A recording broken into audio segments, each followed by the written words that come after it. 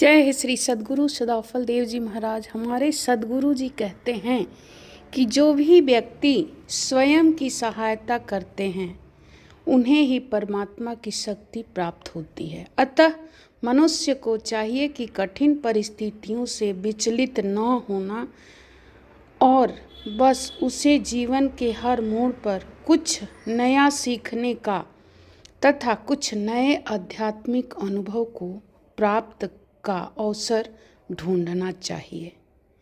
हमारे सद्गुरु भगवान ये भी कहते हैं कि सद्गुरु कृपा के माध्यम से मनुष्य इस प्रकार की महान आध्यात्मिक स्थिति को प्राप्त कर सकता है। सद्गुरु की स्मृति से मनुष्य का आत्मबल बढ़ता है और वह कठिन परिस्थिति को आनंद के अवसरों में बदल देता है।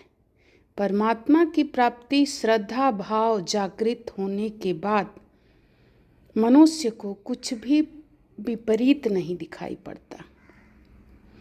वह इस धारणा पर विश्वास करते हुए आगे बढ़ जाता है कि यह परिस्थितियां परमात्मा का है, यह परिस्थितियां हमारे भगवान का हैं और वही हमें इसे दिए हैं और वही इस परिस्थिति से हमें निकालेंगे। अतः इस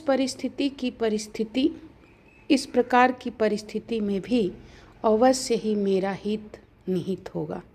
इस प्रकार की स्वीकृति का भाव उत्पन्न होने से व्यक्ति के अंदर धैर्य और साहस की मात्रा उसी क्षण बढ़ जाती है। और ये हमारे सद्गुरु भगवान कहते हैं कि हमेशा अपनी परिस्थितियों से निकलते रहने का ही प्रयास जरूरी है और यही हमें अध्यात्म सिखाता है। तो अध्यात्म को धारण कीजिए, परमात्मा से मिलने का प्रयास कीजिए, सद्गुरु को अंदर अपने भाव बिठाइए, सद्गुरु के भाव में रहिए और सद्गुण से अपने को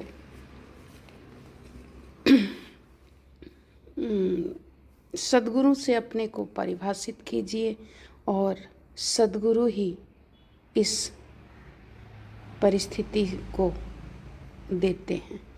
हमेशा अपने आत्मबल का बढ़ने का अवसर दीजिए, अच्छी अच्छी किताबें पढ़िए, अच्छे